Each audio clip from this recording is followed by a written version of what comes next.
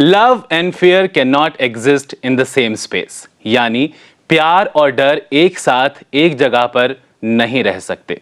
जहां डर होगा वहां प्यार नहीं हो सकता, और अगर प्यार है तो डर किस बात का। लेकिन अक्सर ऐसा देखा जाता है कि प्यार होने के बावजूद भी मर्द अपने रिश्तों में कमिटमेंट करने से डरते हैं, पीछे हट जाते हैं, और ऐसा ही रवैया उनका कामकाजी जिंदगी में भी देखने को मिलता है। अगर बॉस कोई रिस्पॉन्सिबिलिटी देता है तो मर्द उस जिम्मेदारी को लेने से पहले 100 बार सोचते हैं, और रिस्पॉन्सिबिलिटी अगर ले भी लेते हैं तो उसके बाद भी एक अजीब सा अनजान सा डर उनके दिल में रहता है कि पता नहीं वो उस काम को अंजाम दे भी पाएंगे या नहीं। क्यों? आज यही जानने की कोशिश रहेगी, और आपका किसी भी तरह का सवाल है इससे जुड़ा हुआ तो आप हमें कॉल कर सकते हैं, SMS कर सकते हैं। कॉल करने के लिए नंबर है 0120399111। आप SMS कर सकते हैं 560068 पर। हमारे साथ क्लिनिकल साइकोलॉजिस्ट पुलकित शर्मा जी मौजूद हैं आपको गाइडेंस देने के लिए। डॉक्टर साहब, बहुत बहुत स्वागत है आपका। जी शुक्रिया। इससे पहले कि हम अपने शो की शुरुआत करें, आइए डालते हैं एक नजर हमारी रिपोर्ट पर। कमिटमेंट फोबिया इंसान के भीतर बैठा एक डर, कभी रिश्ते निभाने की कश्मकश, कभी सही करियर चुनने की जद्दोजहद, तो कभी प्रोफेशन को लेकर दबाव आज के दौर में बेहद आम है, खासकर मर्दों में। रिश्ते चाहे परिवार के हों, समाज के हों या फिर कामकाजी जिंदगी से जुड़े, हर रिश्ते में जरूरी है कमिटमेंट। लेकिन मर्दों का बेपरवाह रवैया और अपनी शर्तों पर जिंदगी जीने की आदत अक्सर बना देती है उन्हें कमिटमेंट फोबिया का शिकार, जिसके चलते मर्द किसी भी रिश्ते में कमिटमेंट करने से कतराते हैं, और आहिस्ता आहिस्ता यही डर कर देता है उन्हें हर रिश्ते से दूर। बात सिर्फ रिश्तों में कमिटमेंट करने तक ही सीमित नहीं है, बल्कि प्रोफेशनल लाइफ में भी जब बात आती है कमिटमेंट की तो मर्द हिचकिचाते हुए देखे जा सकते हैं। क्यों कमिटमेंट फोबिया इतना आम होता है, इतना कॉमन होता है मर्दों में? अगर आप भी यही जानना चाहते हैं, आप भी इसके सॉल्यूशंस जानना चाहते हैं तो आप हमसे जुड़ सकते हैं, हमें कॉल कर सकते हैं 0120399111 पर। आप SMS भी कर सकते हैं 560068 पर। डॉक्टर पुलकित, सबसे पहले आपसे यही जानना चाहेंगे कि जब हम बात करते हैं मर्दों में कमिटमेंट फोबिया की, तो वजहें हम क्या मान सकते हैं? जी देखिए, मैंने कमिटमेंट फोबिया के जितने भी केसेस देखे हैं उनमें ये बात सब केसेस में बिल्कुल कॉमन है, मुझे हर एक केस में देखने को मिलती है कि अगर हम इन लोगों के सेल्फ की बात करें तो ये जो सारे मर्द होते हैं इनमें मतलब हम अगर किसी भी एक आम इंसान की बात करें उसमें पहले जब वो अपने आप में कॉन्फिडेंट महसूस करेगा और अपने आप में एक तरह से संपूर्ण महसूस करेगा तो उसके बाद ही वो अपने आप को किसी रिश्ते को दे सकता है, कंप्लीटली वो रोल निभा सकता है। लेकिन ये जो सब लोग होते हैं इमोशनली इनमें अभी भी एक वो बचकानापन होता है कि जैसे एक छोटा बच्चा नहीं होता कहीं पे कि जो मुझे अपनी मर्जी के लिए चीज़ें चाहिए या जो मेरी ज़रूरतें हैं वो तो वो मांग लेता है, लेकिन उसको ये चीज़ उसमें डेवलप नहीं होती कि वो ये समझ पाए कि दूसरे को मेरे से क्या चाहिए। मैच्योरिटी की कमी यहाँ पर होती है। ये इस मैच्योरिटी के पीछे की मतलब जो मैच्योरिटी की कमी है इसके पीछे की वजह क्या हो सकती है? देखिए, इसके पीछे की वजह फैमिली एनवायरनमेंट बहुत बड़ी वजह है, क्योंकि अक्सर ये होता है कि अगर एक बच्चे की सारी ज़रूरतें और सारी नीड्स पूरी की जाएं और साथ साथ ही उसको ये कंसेप्ट भी दिया जाए कि वो दूसरों के प्रति उसकी एक सेंसिटिविटी डेवलप हो, तो वो ये समझ पाता है कि हाँ मतलब मेरी अपनी ज़रूरतें भी हैं और दूसरों की ज़रूरतें भी हैं, और वो ये सीख पाता है कि इन दोनों को साथ में लेकर कैसे चलना है। जिन लोगों में कमिटमेंट फोबिया होता है वो कभी ये चीज़ एक तरह से सीख ही नहीं पाए हैं, हम ये कहेंगे। बिल्कुल। अगर हम डर की बात करें तो जी। क्या इसे कमिटमेंट फोबिया के पीछे एक इम्पॉर्टेंट वजह हम मान सकते हैं, एक इम्पॉर्टेंट एलिमेंट हम इसको मान सकते हैं कि डर होता है इंसान के अंदर कि पता नहीं वो ये कर पाएगा, वो जिम्मेदारियां निभा पाएगा, नहीं निभा पाएगा, अगर हम स्पेशली रिश्तों के मद्देनजर देखें? जी जी जी जी। डर होता है और बहुत तरह के डर होते हैं। एक डर तो ये होता है जैसे कि हमारी आज़ादी ख़त्म हो जाएगी। मतलब कोई भी चीज़ जहाँ पे भी कमिटमेंट मांगी जाती है तो इन सब मर्दों को ये लगने लग जाता है कि जैसे ये एक तरह का कुछ अजीब बंधन है, अगर हम इसमें एक बार बंध गए तो हमारी जो फ्रीडम है, मतलब उनको जैसे अपने आप को एक तरह की थ्रेट लगने लग जाती है साइकोलॉजिकल लेवल पे। बिल्कुल। तो आज़ादी ख़त्म हो जाएगी, ये कोई बहुत बड़ा रीज़न नहीं हुआ कि हम कमिटमेंट करने से पीछे हटते हैं। आज़ादी, हम कब तक आज़ाद रहेंगे? क्या हम एक रिश्ते के साथ जुड़कर आज़ाद नहीं रह सकते? क्या प्यार की आज़ादी कम होती है? क्या विश्वास की आज़ादी कम होती है? शायद हम सभी को ये सवाल अपने आप से पूछने की बेहद ज़रूरत है यहाँ पर। डॉक्टर साहब, रिश्ते की अगर हम बात करें तो हम देखते हैं कि ऐसे लोगों के रिलेशनशिप्स जो होते हैं वो बहुत शॉर्ट लिव्ड होते हैं। बिल्कुल बिल्कुल बिल्कुल बिल्कुल, क्योंकि ऐसे लोगों में अक्सर ये पैटर्न देखा जाता है, जो मैं आपको बताऊं, जो मैंने मतलब बहुत सारे केसेस में देखा है कि एक रिश्ता जब उनका स्टार्ट होता है तब तो बड़े जोशो खरोश से वो शुरू करते हैं और मतलब खूब एक्साइटमेंट होता है, खूब उसमें जाते हैं, मतलब अपना पूरा टाइम वगैरह इन्वेस्ट करते हैं। जहाँ पे लेकिन उस रिश्ते में गहराई आने लग जाती है, डिमांड आने लग जाती है, या जहाँ पे भी दूसरा पर्सन इमोशनली अटैच्ड होने लग जाता है, कहने मतलब जो जैसे उनकी गर्लफ्रेंड है या वो ये कहने लग जाती है कि हमें टाइम दो, हमारे साथ रहो, वहीं पे इनको बहुत ज्यादा डर लगने लग जाता है। ये तो शादी से पहले की बात हुई। अगर ऐसे इंसान की शादी भी हो जाती है तो अक्सर देखा जाता है कि वो रिश्ता भी ज्यादा लंबे समय तक टिक नहीं पाता। डिवोर्सेस के केसेस ऐसे में बहुत आम हो जाते हैं। बिल्कुल बिल्कुल।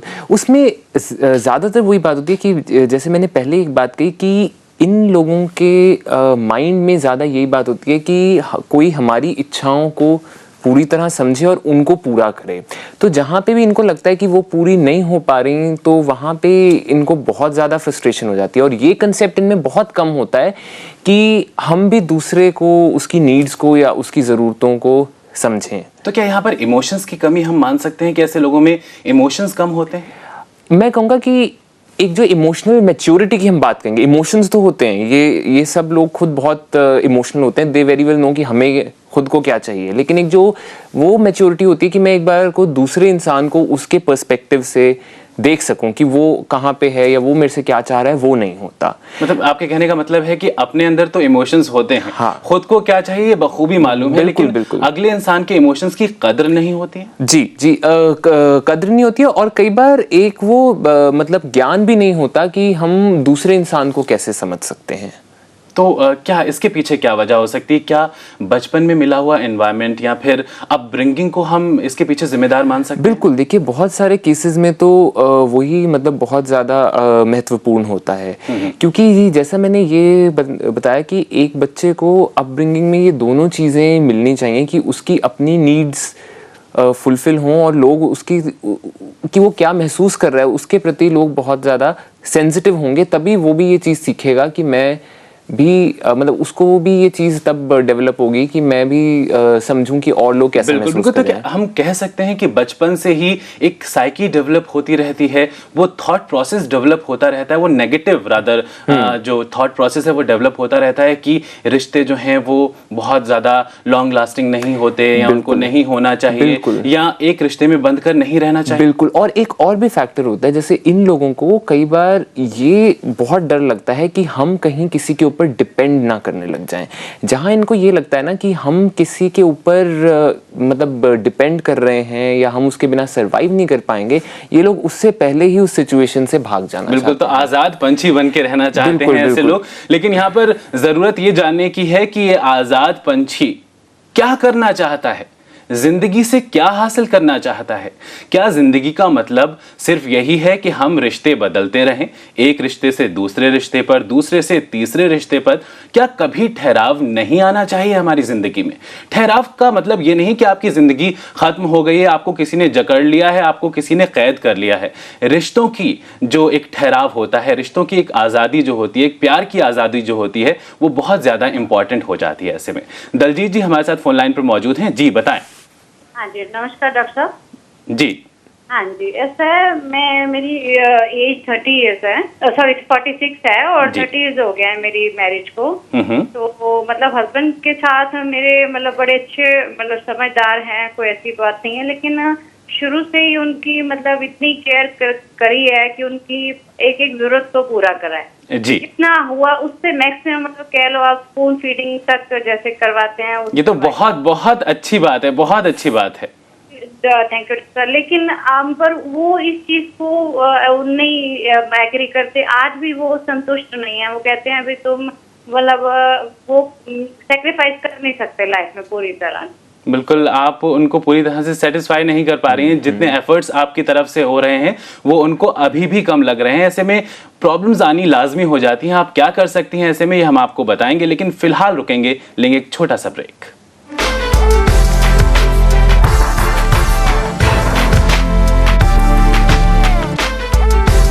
अक्सर माएं परेशान रहती हैं कि उनका बेटा शादी के लिए तैयार नहीं हो रहा। बहुत ज़्यादा टेंशन में रहती हैं और कई बार तो डिप्रेशन की नौबत भी आ जाती है। वो यही सोचती रहती हैं पूरे टाइम कि हमारा बेटा शादी के लिए आखिर तैयार क्यों नहीं हो रहा है। इसकी उम्र हो गई है, इसकी उम्र 30+ हो गई है, उसके बावजूद वो शादी करना क्यों नहीं चाहता। ऐसे में ये जानने की ज़रूरत है कि कहीं वो कमिटमेंट फोबिक तो नहीं। अगर ऐसा है तो इसके लिए एक प्रॉपर गाइडेंस की बेहद ज़रूरत होती है, और वही गाइडेंस आज हम आपको देने की कोशिश कर रहे हैं। इसके लिए आप हमसे जुड़ सकते हैं, हमें कॉल कर सकते हैं, SMS कर सकते हैं। दोनों ही नंबर्स लगातार आपके टीवी सेट पर फ्लैश हो रहे हैं। डॉक्टर साहब, ब्रेक से पहले दलजीत जी हमारे साथ जुड़ी थी, अपनी प्रॉब्लम शेयर की। क्या आप इनको क्या गाइडेंस देना चाहेंगे? देखिए, जैसे उन्होंने कहा था, मैं सबसे पहले तो कि जो उनकी मतलब मुझे लगा कि वो काफ़ी ज़्यादा सेंसिटिव हैं और केयरिंग है अपने हस्बैंड के लिए। उन्होंने बहुत ज़्यादा मेहनत की है इस रिश्ते को मतलब बरकरार रखने की। तो सबसे पहले तो मैं उनको दाद देना चाहूँगा कि उन्होंने इतनी हिम्मत रखी है। अच्छी बात मुझे ये लगी कि ये कहना चाह रही हैं कि कह रही थी कि मतलब मैं सब कुछ करती हूँ और मैं चाहती हूँ अच्छे से अच्छा मैं अपने हस्बैंड को दूँ, लेकिन उसके बाद भी वो संतुष्ट नहीं। बिल्कुल बिल्कुल। और मेरी इनको राय यही रहेगी कि इनको झगड़ा करने की तो ज़रूरत नहीं है, लेकिन ये इतने ज़्यादा अच्छे ना हों, क्योंकि देखिए इस तरह के रिश्ते में कि ये क्या फील कर रही हैं, इन्होंने इतने साल उनके लिए क्या करने की कोशिश की है, और इनके पॉइंट ऑफ व्यू से मतलब इनको कैसा महसूस होता है, ये उनको समझाना बहुत ज़रूरी है। क्योंकि किसी भी रिश्ते में एक तरह की ये इक्वालिटी होना बिल्कुल, और हमारे देश में इसकी बहुत कमी है, क्योंकि ज़्यादातर नोशन या कंसेप्ट यही रहता है कि जो मर्द है उसकी ज़रूरतें हैं और जो औरत है उसको उन जरूरतों को पूरा करना है। बिल्कुल, तो यहाँ पर एक बराबरी का रिश्ता जो है वो कायम करने की बहुत ज्यादा जरूरत है, और मुझे लगता है कि ऐसे में एक प्रॉपर कम्युनिकेशन बहुत ज्यादा इंपॉर्टेंट हो जाता है। आप अपने हस्बैंड के साथ बैठिए और हो सके तो बाहर जाइए, कहीं घूमने के लिए जाइए, किसी पार्क में जाकर बैठिए। एक ऐसी जगह होनी चाहिए जहाँ पर बहुत ज्यादा सुकून हो, वहां पर जाकर बैठिए और अपने हस्बैंड से जानने की कोशिश कीजिए कि वो आपके बारे में क्या सोचते हैं।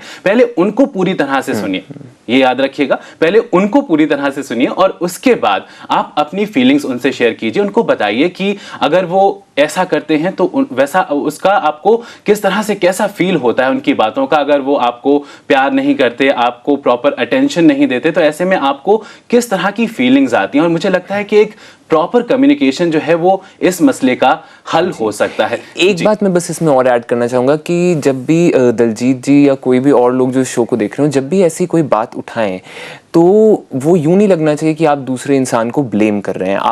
आप इस नोट पे स्टार्ट कर सकते हैं कि मतलब हम जानते हैं कि आप अपनी तरफ से कोशिश करते हैं इस रिश्ते में, पर हमारी तरफ से हमें ये चीजें लगती हैं, क्योंकि अगर ब्लेम के एंगल पे शुरू होगा तो झगड़े में बदल जाएगा। ब्लेम गेम यहाँ पर बिल्कुल नहीं खेलना है, होना नहीं चाहिए। साक्षी जी हमारे साथ फोन लाइन पर मौजूद हैं, जी बताएं।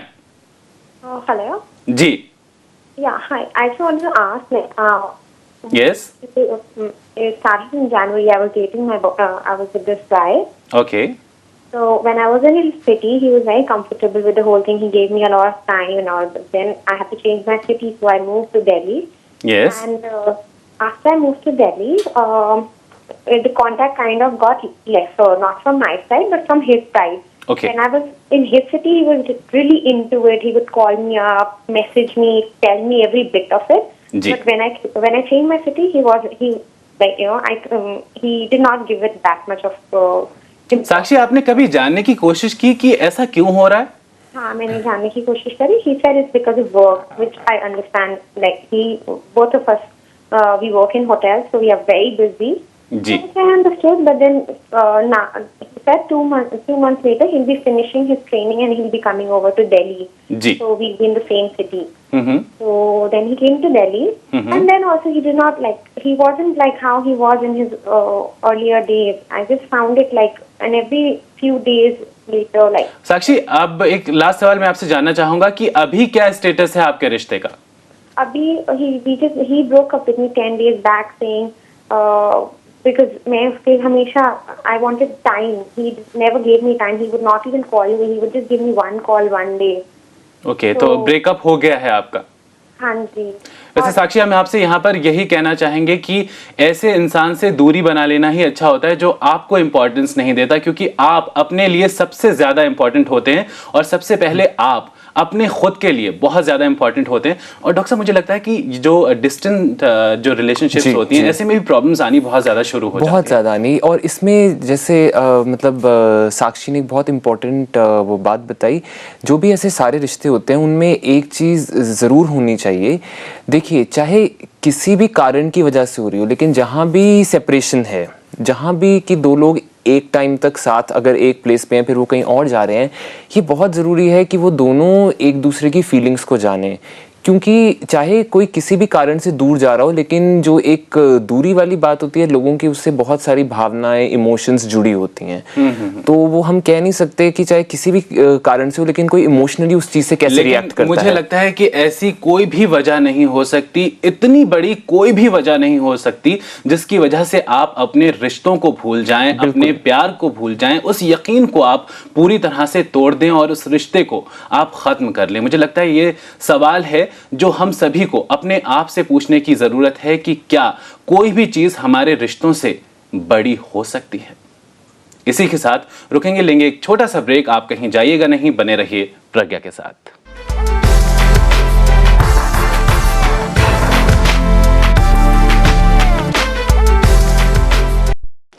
अक्सर ऐसा होता है कि एक पत्नी अपने पति से कहती है कि परसों मुझे ये जरूरी काम है, आप मेरे साथ रहेंगे. पति का जवाब कुछ अजीब सा होता है. पति कहता है कि हाँ देखेंगे, आई ट्राई. वो एक पुख्ता जवाब क्यों नहीं होता कि हाँ तुम मेरी जिम्मेदारी हो, मैं तुम्हारे साथ जरूर चलूंगा. सिर्फ पति पत्नी की रिश्ते की यहाँ पर बात नहीं हो रही है. अगर हम बात करें माँ बाप से भी रिश्ते की, एक बेटे और एक माँ के रिश्ते की, या एक बेटे एक माँ बाप दोनों के जो रिश्ता होता है उसकी अगर हम बात करें, तो अक्सर ऐसा देखा जाता है कि माँ अगर कुछ कहती है कि क्या तुम ऑफिस से लौटते वक्त मेरी ये दवाएं लेते आओगे, 100 तरह के सवाल जहन में आ जाते हैं उस बेटे के. वो सोचता है कि अगर लेट हो गया, कहीं केमिस्ट की शॉप बंद हो गई, तो क्या मैं दवा ला पाऊंगा, नहीं ला पाऊंगा. वो कमिटमेंट क्यों नहीं होता, वो टाइम मैनेजमेंट क्यों नहीं होता मर्दों के अंदर. आज हम इसी पर बात कर रहे हैं. इससे जुड़ा हुआ कोई भी आपका सवाल है तो आप हमें कॉल कर सकते हैं, SMS कर सकते हैं. दोनों ही नंबर्स लगातार आपके टीवी सेट पर फ्लैश हो रहे हैं. डॉक्टर साहब, हमने अभी बात की कि एक हस्बैंड एक वाइफ का जो रिश्ता होता है उसमें प्रॉब्लम्स आनी शुरू हो जाती हैं. अगर हम दूसरे रिश्तों की भी अगर बात करें, अगर एक ऐसा मौका आता है, एक ऐसा मोड़ आता है जहां पर एक मर्द को अपने माँ बाप की रिस्पॉन्सिबिलिटी लेनी पड़ती है, उन लोगों की रिस्पॉन्सिबिलिटी जिन्होंने उसे दुनिया में लाया है, वो लोग जिन्होंने उंगली पकड़कर उन्हें चलना सिखाया है, उन लोगों की रिस्पॉन्सिबिलिटी लेने की जब बात आती है तब भी मर्द जो है हिचकिचाते हुए देखे जा सकते हैं. क्यों? देखिए, उसके पीछे मतलब एक तो मैं ये बात कहूँगा कि हम हालांकि आज यहाँ बात कमिटमेंट फोबिया की कर रहे हैं, लेकिन जो मर्द होते हैं उनको कई सारे डर, बहुत ज़्यादा उनको डर अपने अंदर महसूस होते हैं. और इसके पीछे भी एक बड़ा मतलब अहम कारण है कि ऐसा क्यों होता है. अगर आप ये देखेंगे कि जैसे अगर हम जैसे अपने समाज या अपने कल्चर की बात करें, तो यहाँ पे जैसे एक वो शुरू से ही सबको सिखाया भी जाता है और सब मर्द भी यही चाहते हैं कि जो टिपिकल मैचो इमेज होती है कि वो ये मानना चाहते हैं, महसूस करना चाहते हैं, इस तरह बनना चाहते हैं कि हमें कोई डर नहीं है. अब इसमें क्या होता है कि वो जैसे जैसे ये इमेज तो वो अडॉप्ट कर लेते हैं, लेकिन ऑब्वियसली अगर आप एक इंसान हो तो आपको डर लगना लाजमी है, जरूर लगेगा. सी बात है. तो क्या होता है कि वो जो एक नॉर्मल डर है वो उसको मतलब उसको कहीं पे देखना नहीं चाहते, उसको छुपाते रहते हैं, दबाते रहते हैं, और फिर वही क्या होता है कि वो जो डर होते हैं, जो नॉर्मल होते हैं, वो उनके मन के अंदर ही रहते हैं और मन के अंदर हवा बन जाते हैं। अगर मतलब बहुत सारे लोग, स्पेशली बहुत सारे आदमी अगर अपने डरों को लेकर थोड़े से अगर मतलब ओपन हो जाएं, उनको महसूस कर सकें, या ये भी बात कह सकें कि हाँ भाई मैं भी इंसान हूँ, मुझे भी डर बिल्कुल, लगता है। यहाँ पर ये सोच बदलने की बहुत ज्यादा जरूरत है कि एक मर्द को डर नहीं लगता, एक मर्द रो नहीं सकता, एक मर्द को दर्द नहीं होता, क्योंकि मर्द भी इंसान होता है, ये सारे इमोशंस उसमें भी मौजूद होते हैं। बिल्कुल, अक्सर। बिल्कुल। और अगर हम सॉल्यूशंस की अगर हम यहाँ पर बात करते हैं कि एक ऐसा इंसान जो कि कमिटमेंट फोबिक है, तो उसको उस फोबिया से बाहर कैसे निकाला जा सकता है, वो खुद कैसे निकल सकता है, और जो फैमिली मेंबर्स हैं वो ऐसे में क्या कर सकते हैं? ठीक है, देखिए पहले तो मैं कि फैमिली मेम्बर्स क्या कर सकते हैं वो मैं बात बताऊँ, क्योंकि अक्सर जो इस तरह के मतलब लोग होते हैं वो खुद को ज़्यादा आइडेंटिफाई भी नहीं कर पाते, वो जो उनके आसपास लोग होते हैं वही कहते हैं। जैसा मैंने मतलब पहले भी कहा कि सबसे पहले तो फैमिली मेम्बर्स, फर्स्ट स्टेप तो इस चीज़ की ये है कि उस इंसान को एहसास दिलाना कि उसको कमिटमेंट फोबिया है, और ये बहुत मुश्किल काम है, अपने आप में आसान काम नहीं है बिल्कुल भी। उसमें मैंने जैसे भी ये कहा कि जब आप इस प्रॉब्लम को भी एड्रेस कर रहे हो, क्योंकि जो हम अभी बात करते हैं किसी मर्द को बोलना कि आपको फोबिया है, वो एक बहुत बड़ी और भी चीज़ है। यहाँ पर एक्सेप्टेंस जो है बहुत ज्यादा जरूरी हो जाती है उस इंसान के लिए भी जो भी कमिटमेंट फोबिक है, और जो घर वाले हैं उनको भी इस चीज का एहसास दिलाने की जरूरत है। और अक्सर मुझे लगता है कि एक प्रॉपर कम्युनिकेशन भी जो है वो बहुत इंपॉर्टेंट हो जाता है। आप स्टूडियो में आए, इतनी सारी इन्फॉर्मेशन आपने शेयर की, बहुत बहुत शुक्रिया आपका। शुक्रिया। और साथ ही हम आपसे कहना चाहेंगे कि अगर आपने किसी भी वजह से हमारा आज का ये एपिसोड मिस कर दिया है, तो आप इसे किसी भी वक्त हमारी वेबसाइट www.pragyaTV.com पर लॉग ऑन करके भी देख सकते हैं। साथ ही हम आपसे ये भी कहना चाहेंगे कि अगर आप ये जानना चाहते हैं कि एक्सेप्टेंस की आपकी ज़िंदगी में क्या इंपॉर्टेंस है, तो इसके लिए आप हमें कल सुबह 8:30 बजे कॉल कर सकते हैं हमारे खास प्रोग्राम प्रज्ञा लाइफ में। तब तक के लिए आप अपना ख्याल रखिए, हंसते रहिए, मुस्कुराते रहिए और खुश रहिए प्रज्ञा के साथ, जो आपको मिलाए बेहतर आपसे। और हाँ, go green with Pragya, go vegetarian, don't eat them, feed them.